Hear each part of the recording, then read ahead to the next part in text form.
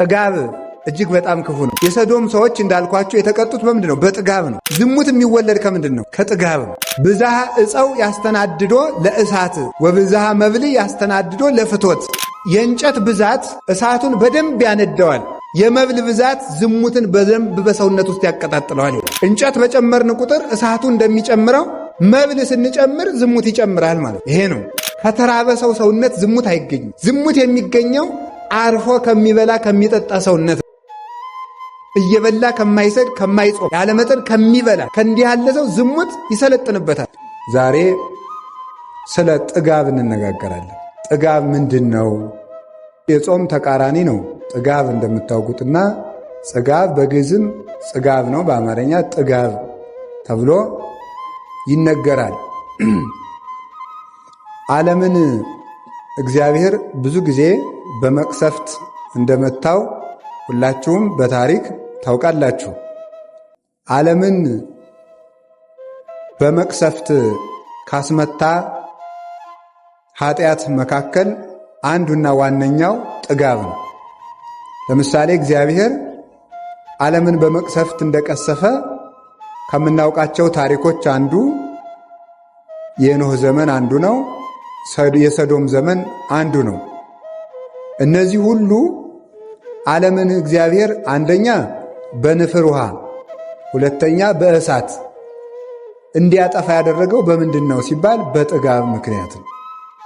ግብረ ሰዶም፣ ዝሙት እንዲህ ያለው ነገር ሁሉ ቢጠራ ለእነዚህ ሁሉ ምንጫቸው ጥጋብ ነው እና ጥጋብ ለሰው ቀላል ኃጢአት ሊመስለው ይችላል። ግን ዓለምን በእሳት ያነደደ ኃጢአት ነው። ለምሳሌ እግዚአብሔር የሰዶምን ከተማ ዘር እንዳይተርፍ አድርጎ ያነደዳት ለምንድን ነው ብለን ስንጠይቅ ራሱ የሰራዊት ጌታ እግዚአብሔር እንዲህ ብሎ ይናገራል። ትንቢተ ሕዝቅኤል ምዕራፍ 16 ቁጥር 49 ላይ እንዲህ ሲል ይናገራል። ዝንቱ ውእቱ ኃጢአታ ለሰዶም እህትኪ ኢየሩሳሌም ሆይ፣ የእህትሽ የሰዶም ኃጢአት ይህ ነው ይላል። የእህትሽ የሰዶም ኃጢአት ይህ ነው። ምንድን ስንለው ትዝርት፣ የመጀመሪያው ትዕቢት ነው። ከዛ ወጸጊበ ኅብስት፣ እንጀራን መጥገብ። ይውላችሁ ሰዶምን በእሳት አንድዷታል እግዚአብሔር። በምን ኃጢአቷ ነው ስንለው አንደኛ በትዕቢት አለ። ከዛ ስንለው እንጀራን በመጥገብ። ሁለተኛው ኃጢአት ስላል ስንለው ደግሞ እረፍት ወምረፍት ይላል። ከዚያ ስንል ወምጽርዓት ቦዘኔነት ወይም ሐኬት። የሰዶም ከተማን በእሳት ያቃጠሏት 4 ኃጢአቶች እነዚህ ናቸው። ትዕቢት፣ ጥጋብ፣ እረፍትና ስንፍና ናቸው።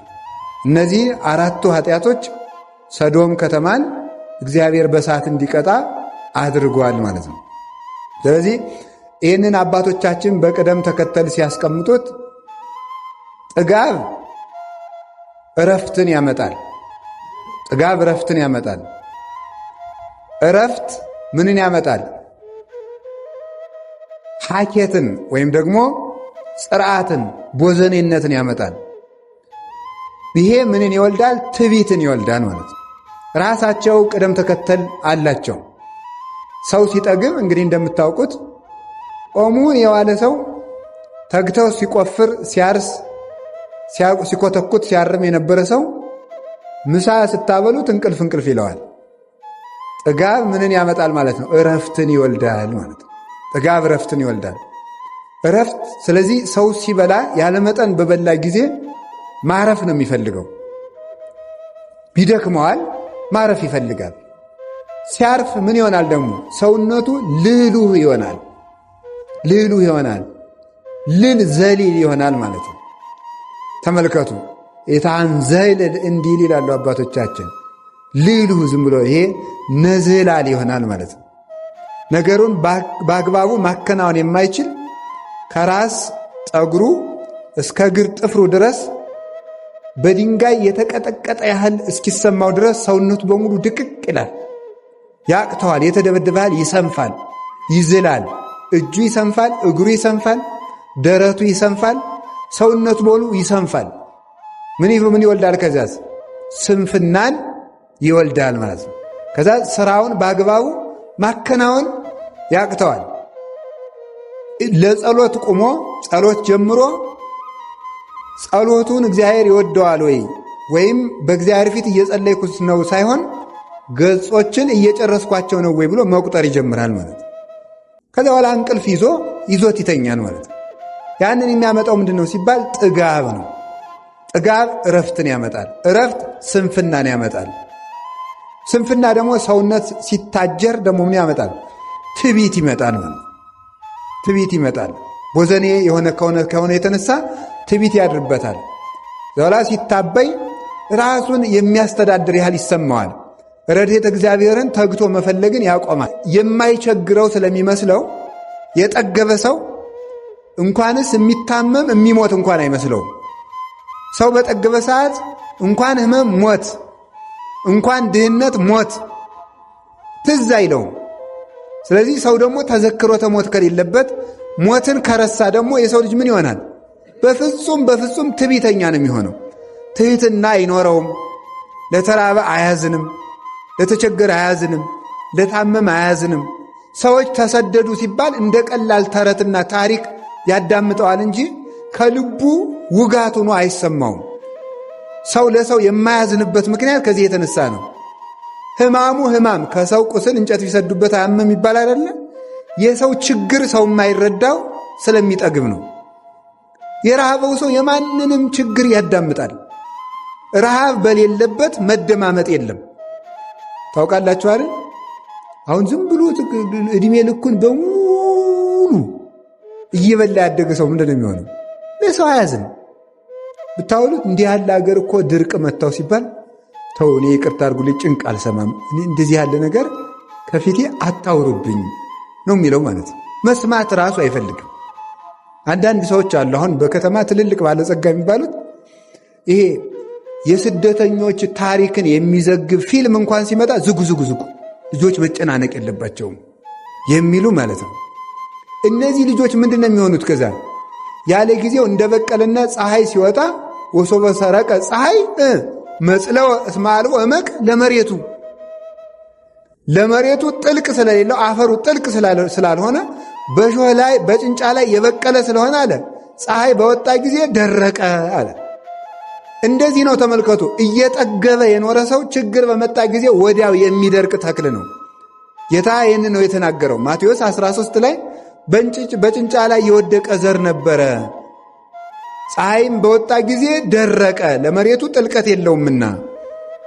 ሐዘንን የማይወዱ ሰዎች በትንሽ መከራ ሃይማኖታቸውን ይክዳሉ።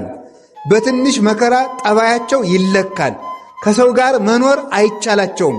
አትንኩኝ ባዮች ናቸው። ሁልጊዜ ማለት ደካሞች ናቸው። እንዲህ ያለ ድኩም የሚያደርገው ምንድን ነው? ሁልጊዜ መጥገብ ነው። ለሰው ማዘን፣ ርኅራኄ፣ ምሕረት የሚጠፋው እግዚአብሔር ሰውን የሚምረው ሰው ለሰው ሲያዝን እግዚአብሔር ደግሞ ለእሱ ይራራል። ተመልከቱ። እናንተ ለባልንጀሮቻችሁ መሐሪያን ሩሩሆች ሁኑ ከመ ትኩኑ ውሉዶ ለአቡክሙ ዘበሰማያት፣ ለሰማይ አባታችሁ ልጆች ተሆኑት ዘንድ እናንተም ለባልንጀሮቻችሁ ሩሩሆች ሁኑ። የሰማይ አባታችሁ ለፍጥረት ሁሉ እንደሚራራ እናንተም ለፍጥረት ሁሉ ስትራሩ የሰማይ አባታችሁን የእግዚአብሔርን መልክ እንደያዛችሁ በዚህ ይታወቃል አለ። ያንን መልክ እንዳንይዝ የማያደርገን መተዛዘንን የሚያጠፋው ምንድነው ስትሉ ጥጋብ ሰው ለሰው እንዳያዝን ያደርገዋል። ሰው ለሰው ካላዘነ ደግሞ እግዚአብሔር ለሀገር ምሕረት አይልክም ማለት ነው። ስለዚህ የቸርነት ማጥፊያው ምንድነው? ጥጋብ ነው። ሰሎሞንን ያህል ንጉሥ የዳዊትን ልጅ ምንድነው ያደረገው? እንዲህ ያደረገውን ይመስላችኋል? ጥጋብ። የአንድ ቀን ሰው ርቦት በዚያ በቤተ መንግሥት ሲለምን አይደለም ስለ እግዚአብሔር እህል ሲል ምንድነው ያለው? ምኑን ሆነው አለ? ጥጋብ እርቦት። ለመሆኑ ረሃብ ምንድን ነው አለ። ረሃብ ምንድን ነው ብሎ መለሰ። ነው ተቀምሳታለህ ብሎ እግዚአብሔር የገዛ ቀለበቱን አጠፋት። ከዛ በኋላ ሰሎሞን 2 7 እየለመነ በላ ብቻ አይደለም የሚበላው ማጣ። ማዘን እንዲለምድ እግዚአብሔር ጥጋቡን አራቀለት። እዛ በኋላ ተምልኩ እየለመነ ሲበላ እንኳን ተጸይፈውት ከዕለታት አንድ ቀን ሊበሏት የተጸየፏትን የሞተች ዓሣ ነው ወርውረው የጣሉለት። የተጸየፏትን ያችን ደስ ብሎት ሰሎሞንን ያህል ባለጸጋ ጠብሶ ሊበላ ክፍት ሲያደርግ ቁልፉን አገኝና ቀለበቱን እጣቱ ላይ ሲያደርግ የእግዚአብሔር ክብር በላዩ ላይ ሰፈነበትና ንጉሡ እነዚህ ማን አመጣቸው ክብብ ብለው ወደ ቤተ መንግሥት መለሱት። ምን ብሎ ጸለየ? መጨረሻ ላይ እንዳልጠግብ ባለጸጋ አታድርገኝ፣ እንዳላማርርህ ድሃ አታድርገኝ፣ እነዚህን ሳልሞት አትከልክለኝ ብሎ ጸለየ ሰሎሞን። ስለዚህ ድህነትም ክፉ ነው፣ ባለጸግነትም ክፉ ነው። ረሃብም ክፉ ነው፣ ጥጋብም ክፉ ነው። ሰው ረሃብን አትንሳይ ብሎ መጸለይ፣ ረሃብ አትስጠኝ ብሎ መጸለይ፣ የዕለት እንጀራዬን አትንሳይ ብሎ እንደሚጸልይ ከጥጋብ ጠብቀኝ ተብሎ ተጸልየዋል። ሰሎሞን ጸልየዋል። ከጥጋብ ጠብቀኝ። ሰው ሲጠግብ ማዘን ያጣል። ማዘን ሲተው ይጨክናል። ሲጨክን ደግሞ እግዚአብሔርም በሱ ይጨክንበታል ማለት ነው። እና የእግዚአብሔር ቤተሰቦች ሲበሉ ሲጠጡ እንኳንስ እኛን ነቢያትን፣ ደናግላንን፣ መነኮሳትን፣ ቅዱሳንን ሳይቀር ጥጋብ ዓላማቸውን ያስረሳል ለማለት ፈልጌ ነው። እግዚአብሔር ከጥጋብ ያድነን። ጥጋብ እጅግ በጣም ክፉ ነው። የሰዶም ሰዎች እንዳልኳቸው የተቀጡት በምንድን ነው? በጥጋብ ነው። ዝሙት የሚወለድ ከምንድን ነው? ከጥጋብ ነው። ብዝሃ ዕፀው ያስተናድዶ ለእሳት ወብዝሃ መብል ያስተናድዶ ለፍቶት። የእንጨት ብዛት እሳቱን በደንብ ያነደዋል። የመብል ብዛት ዝሙትን በደንብ በሰውነት ውስጥ ያቀጣጥለዋል ይላል። እንጨት በጨመርን ቁጥር እሳቱ እንደሚጨምረው መብል ስንጨምር ዝሙት ይጨምራል ማለት ነው። ይሄ ነው። ከተራበ ሰው ሰውነት ዝሙት አይገኝም። ዝሙት የሚገኘው አርፎ ከሚበላ ከሚጠጣ ሰውነት ነው። እየበላ ከማይሰድ ከማይጾም ያለመጠን ከሚበላ ከእንዲህ ያለ ሰው ዝሙት ይሰለጥንበታል። ስለዚህ የኖህ ዘመን ሰዎች የክፋታቸው መነሻ ጥጋብ ነው። አብዝተው በሉ። ሲበሉ አንድ ሴት አልበቃቸው አለ። ለሴቶቹ አንድ ወንድ አልበቃቸው አለ። ሴቶቹ 7 ወንድ፣ አንዲት ሴት በቅዱስ መጽሐፍ እንደተጻፈ መሬት አፍ አውጥታ እስከምትከስ ድረስ ከወንድና ከሴት ጋር ብቻ ሳይሆን ከመሬት ጋር ዝሙት እስከሚፈጽሙ ድረስ እንደ ባዝራ እንደ ፈረስ ልጅ እናቱን እናት ልጇን ዝምድና እስኪፈርስ ድረስ ያደረሳቸው ምንድነው ስትሉ ጥጋብ። ንፍር ውሃ አምጥቶ በሰማይ 7 መስኮት በምድር 7 ከፍቶ መሬትን እግዚአብሔር በፈላ ውሃ ቅቅል አድርጎ የጨረሰ በምንድነው ነው? በጥጋብ ነው። በሰዶም ሰዎች ቅድም እንደነገርኳችሁ የሰዶም ኃጢአቷ ይሄ ነው፣ ጥጋብ። እንጀራን መብላቷ፣ መዝለሏ፣ ማረፏ፣ እረፍት ማብዛቷ ዝሙትን ወለደ። ዝሙት ከምን ይወለዳል ካላችሁኝ፣ ከጥጋብ ይወለዳል። ሶበ ይጠፍ እሳት ይከውን ሐመደ። እንጨቱን ስንቀንሰው እሳቱ ይጠፋል፣ ነበልባሉ ይበርዳል። ነበልባሉ ሲበርድ አመድ ይሆናል። መብል ሲቀነስ የዝሙት እሳት ይጠፋል። ከማው ይላል ተመልከቱ። ዘይሐጽጻ ለመብል ያስየስላ ለፍቶቱ። መብልን የሚቀንስ ሰው፣ እሳቱን ማጥፋት የፈለገ ሰው እንጨት መቀነስ እንዳለበት የዝሙት ኃጢአት የተቆጣጠረው ሰው መብል ካልቀነሰ ዝሙቱ አይጠፋለትም ማለት ነው። ዝሙት የሚጠፋው በምንድን ነው? መብልን በመቀነስ ነው። ይህንን የሚናገረው። ስለዚህ የዝሙት መነሻው ጥጋብ ነው። ጥጋበኛ ሰው ከዝሙት መዳን አይችልም። ዓለምም የሚጠፋው በዝሙት ነው። ሶምሶንን ያህል ሰው ምስጢር ያወጣ በምን ይመስላችኋል? ጥጋብ ነው። ሚስቱ አይደለችም ዘማዊቱ ደሊላ ብትለምነው ብታባብለው እምቢ ያለው ሶምሶን አብልታ አጠገበችው፣ አጠጥታ አረካችው፣ ምስጢሩን አወጣለት። ምስጢር የወጣ የሶምሶን ጸጋ የተገፈፈው በጥጋብ ነው። ቅዱስ ዳዊት የወንድ ሚስት የቀማው በምንድን ነው? በጥጋብ ነው። ነፍስ ያስገደለ በምንድን ነው? ሚስቲቱን መቀማቱ ሳያንሰው ባሏን ያስገደለ በምንድን? በጥጋብ ረፍት ውሎ በልቶ ጠጥቶ በሰገነት ላይ ሲመላለስ የሴት አካል አየ፣ በሐፀ ዝሙት ተነደፈ፣ ወደቀ። በአንድ ጊዜ 3 ኃጢአት ሠራ። አታመንዝርን ፈጸመ፣ ኢትሁር ኀበ ብእሲተ ብእሲ የባልንጀራህን ሚስት አትመኝን አፈረሰ። መጨረሻ ላይ ኢትቅትል አትግደልን አፈረሰና ባሏን አስገደለ። ስለዚህ ይሄ ሁሉም የተፈጸመው ምንድነው ስትሉ በጥጋብ ዳዊትን ያህል ነቢይ ያሰናከለ ጥጋብ ነው። ሶምሶንን ያህል ጀግና ያሰናከለ ናዝራዊ ፍጹሙን ድንግል ያሰናከለው ምንድን ነው? ጥጋብ ነው። የወይን ብዛት ነው። የመብል ብዛት ነው። ስለዚህ የዝሙት መነሻው ጥጋብ ነው። ጥጋብ ደግሞ ዝሙትን ይወልዳል። ዝሙት ሀገር ያጠፋል። እግዚአብሔር በሀገር መዓት የሚያዝበት ዝሙት ሲበዛ ነው። እዩልኝ፣ ስሙልኝ። በሀገር ጦርነት፣ ረሃብ፣ ድርቅ የሚበዛው ጥጋብ ሲበዛ ነው። ጥጋብ ዝሙትን ሲወልድ ነው። ዛሬ ዝምድና የሚያከብራለን 7 ትውልድ ቆጥሮ የሚጋባ ማን አለ? 3 ቤት ይጋባል፣ 4 ቤት ይጋባል። እንዴት ነው እስቲ በየሀገሩ ከኢትዮጵያ ውጭም ወጣችሁ ስታዩ ሰው አክስቱን ማግባት ይቻላል እየተባለ ኢትዮጵያ ውስጥም ይፈቀድ ተብሎ ሰላማዊ ሰልፍ ተወጥቶ ነበር። ሰው እናቱን የሚያገባባት ሀገር አለች ዛሬ በዓለም ላይ። እናት ልጇን ማግባት የምትችልበት ሀገር ዛሬ አለች በዓለም ላይ። እነዚህ ሁሉ የተፈጠሩ ከምን ነው? ከጥጋብ ነው። ጾም የለማ። ጾም ስለሌለ ፈረንጆቹ እናቴን እንዳገባ ፍቀዱልኝ አለ። አባት ልጄን እንዳገባት ፍቀዱልኝ አለ። ምን? ጥጋብ። 365 ቀን መብል ነዋ። ጥጋብ ነው ግብረ ሰዶምን የወለደው። አውሮፓውያንና ሌሎቹ አሜሪካውያን ሲጠፉ ምን በማለት ነው የጀመሩ? ጾም ይቅርብን ብሎ ማርቲን ሉተር ጾም ይቅር ብሎ ጀመር አይደለም? እንደምታውቁት እንዲያው ሳቅ የሚል ቃል ልንገራችሁ። ዝም ብለው የጅል ቃላል ቁርስም እንደሚባል በእንግሊዝኛ ብሬክ ፋስት አይደለም?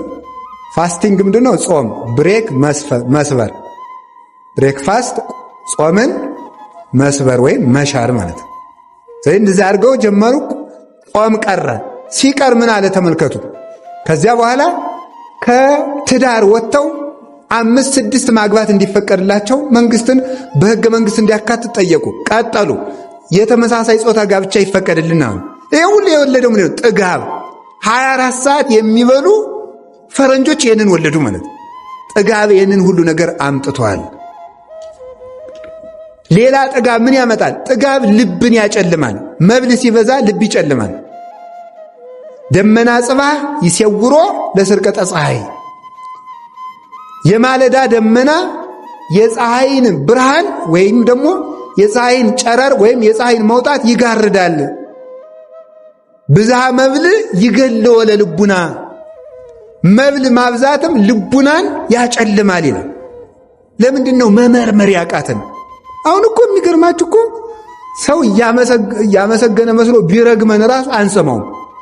ሰው እኮ አይሰማም። አሁን ይንቃለህ ቢሉት ራሱ የሚሰማ አይመስለኝም። አይመረምርም። ቅጥነተ ሕሊናው ይውላችሁ ሲበላ ሆዱ ወፍራም ስለሆነ አይምሮውም ወፍራም ነው፣ ቀጭን አይደለም። አይሰማም። መመርመር አይቻለውም።